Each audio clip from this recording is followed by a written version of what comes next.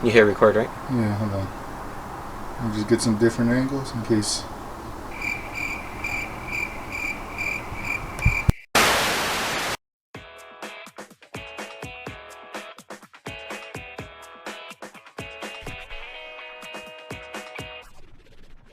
What's up, you guys? I'm back again, and for today's video we're gonna be going from this to this bad boy right here.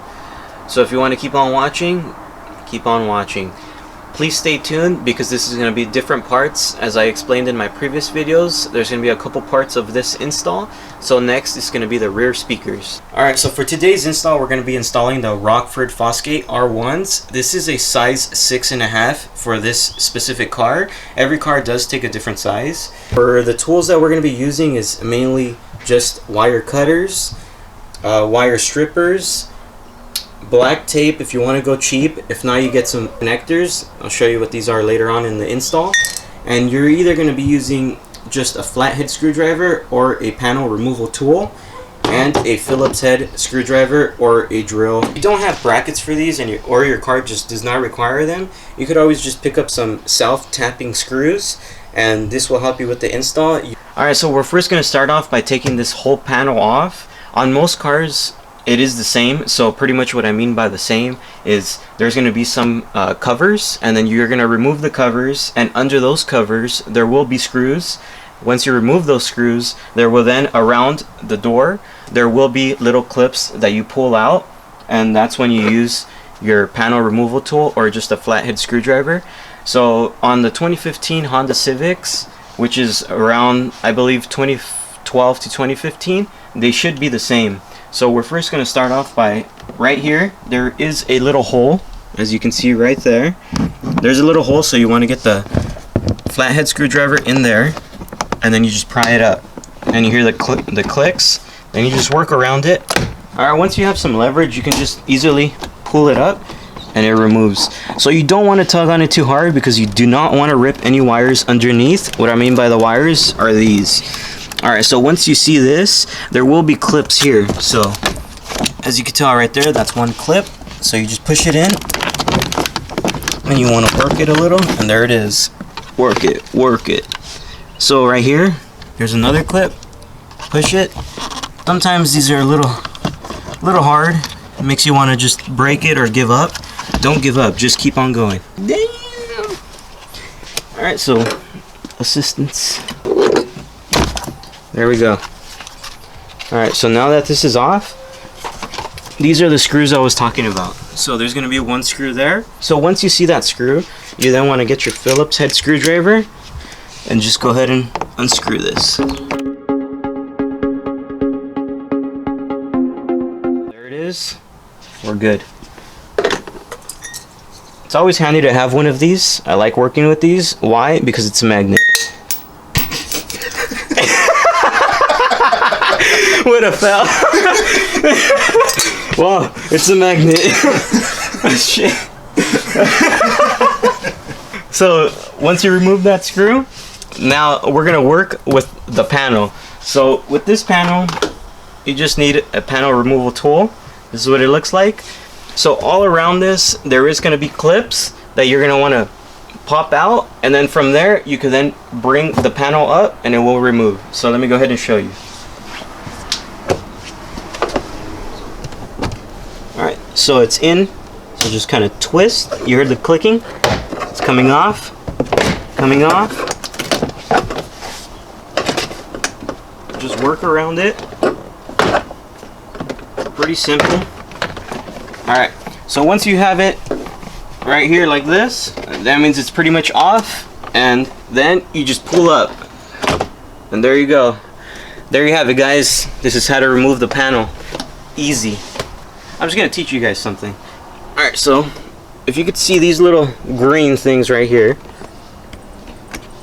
this is pretty much the little clips that are held in. So as you can tell, one got stuck behind, so I will remove that before I reinstall this. That way it's for a clean install and I don't break anything. So what we're focusing on today is, of course, removing these speakers. So we're gonna go from this ugly looking thing, I mean, who wants that? Look at the little cheapy thing, to this beautiful Rockford Fosgate 6.5 speaker. as you notice, there's only one Phillips head screwdriver. So if you don't have a drill, it's fine. Just use the regular Phillips head screwdriver. All right, so there it is. All right, so once you remove this screw, all you gotta do is pop up, pull out, and it comes out. Okay, there it is. All right, so from here you just have these two clips. So you push it in, jiggle it out if it's not coming out easily. And there it is. So side by side, you can see the magnets. Of course, they're completely different. Front side.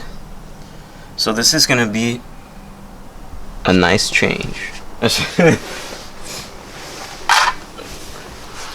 Alright, so what I'm gonna do next is of course show you how to install this. But I am, once it's installed in the door, I'm gonna go ahead and put some music on. That way you can hear the left side how it sounds with this on, and that way you can hear the right side how it sounds with the stock speaker. Alright, so if you notice here, of course there's no actual connection for this, so we're gonna go ahead and splice this. What I mean by splice is we're gonna go ahead and cut this right here. So this is gonna essentially come off, and we're gonna go ahead and use the supplied hardware to go ahead and install this. We're gonna cut away a little bit of this insulation here so we can cut out the wires. You'll see why. Alright, so now this is when you get your wire strippers and you go ahead and strip away some of the wire. Shown and stripped away. Alright, so we got our new speaker here. So they do have different sizes on the connectors. So the small one and the big one. So you just connect it. So nicely connected. Alright, so now what we're going to do, of course, because we don't need all this wire, I'm just going to go ahead and trim away some of it. Go ahead and trim about there. Alright, so now what we're going to go ahead and do is just connect the positive from the speaker to the positive of the car, and the negative to the negative. So if you don't have connectors, which are these bad boys right here, you can just put the wires together, twist them, and do some tape. I don't want to do it that way. I'm going to be using these bad boys right here. So these, usually they are used with a crimper, but these are a bit different. They require heat for them to get stuck together.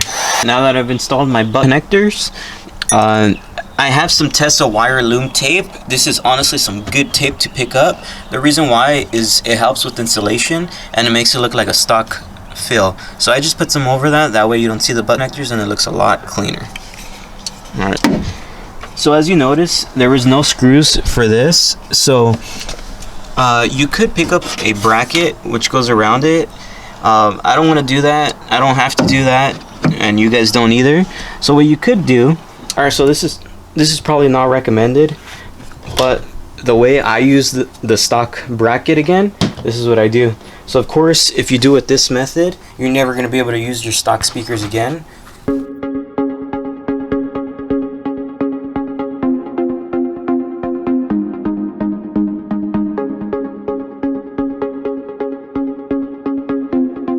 So this is the stock bracket. Like I said, you can purchase one of these or just do it kind of the getaway like I did, which was I found faster, and I knew I was never going to put these stock speakers back in anyway, so I saved some money doing it this way. So you don't want to break these little tabs off because those little tabs here sit inside the car, and then the screw is what holds this bracket in. So the way I did it, using the speaker, I just mounted it the way I was going to want it. I used the stock screw with the stock hole, so that way I know, okay, it's good. So then from there, I just drilled in some holes and put screws there, and then you had your bracket. Alright, so this is what I meant by using the stock bracket. So I put a screw there, put a screw there, and then this is the stock screw that was already there.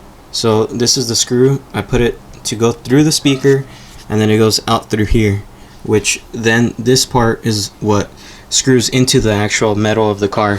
So now that I have everything all put together, the reason I didn't take this clip off is because I'm going to be using the factory bracket that the speaker came in. So pretty much what I did was drilled some holes in there and put it together, so now it's stuck on there. If you need to buy a bracket, just go ahead and buy a bracket, but I didn't want to. So what I did was literally break the old stock speaker off and I mounted the new one in there. So I did it this way because I knew I was never going to change back to stock speakers anyway. So here we go. So I'm going to plug everything back in. Big to big, small to small, like I explained earlier. Let's go ahead and put it back in its place. Screw everything back together. Pretty much done for this install, but as always, I like to check my work before putting everything back together, so that's what I'm gonna go ahead and do. So I know on video it's gonna be hard to listen to this. You're not gonna get the correct sound, but this one has such a clear voice compared to the stock one, which I'll go ahead and show you right now. So once the speaker's in, now we're just gonna go ahead and put the panel back on. So you wanna start from the top.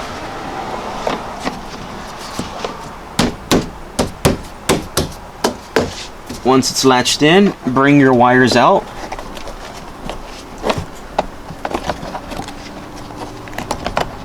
Alright, so the wires are out now.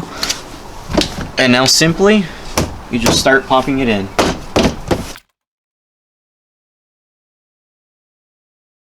And now it's all secure. You get your little control panel, and you reinstall it. You now want to get your screw with your Phillips head, and put the screw back in. You just pop this back in. Notice this little piece right here, that's what's going to go in first. And then you just pop it in. We're good to go. Alright, so that's going to do it for today's video. This was how to install front door speakers on a 2015 Honda Civic. This process is almost the same on any car. And of course, exactly the way you did it on this side, you want to go ahead and do it on the opposite side, and we're good to go. Please make sure to like, comment, and subscribe.